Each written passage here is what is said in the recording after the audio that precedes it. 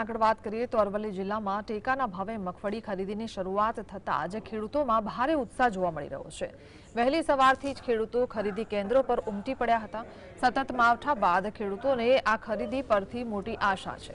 સરકારે 7 દિવસની અંદર પેમેન્ટ કરવાની વ્યવસ્થા ઊભી કરી છે, જેથી ખેડૂતોને સમયસર ચૂકવણી મળી રહે, પરંતુ ખેડૂતો ટેકાના ભાવમાં વધારો કરવાની માંગ પણ ઉઠાવી રહ્યા છે।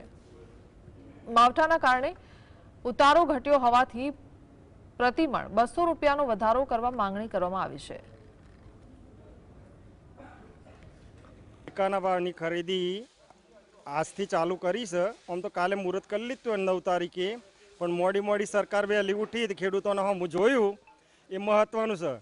પણ કોઈ પણ ખેડૂત રહી ના જાય અને સમયસર જેટલા સાધન બોલાવે એનું તોલાઈ જાય એવી અમારી વિનંતી છે। અમે ભાડાના ટ્રેક્ટર લઈને આવીએ છીએ એટલે અમારે ડબલ ભાડું ના પડે એના માટે ખાસ ભલામણ છે મારી। અને જે તોલાટ તો જોયો બહુ રેગ્યુલર તોલાય છે એ પ્રમાણે તોલ, અને કોઈ 1-2 ગ્રામમાં ઓછું વધતું હોય તો કોઈ ખેડૂતનું દુઃખ ના થાય અને એની મગફળી લેવાય અમારી વિનંતી છે। 1-2 ગ્રામ કોઈને કાજી કે વજન નથી થતો, ભરતી નથી થતી એટલી તો માર્કેટમાં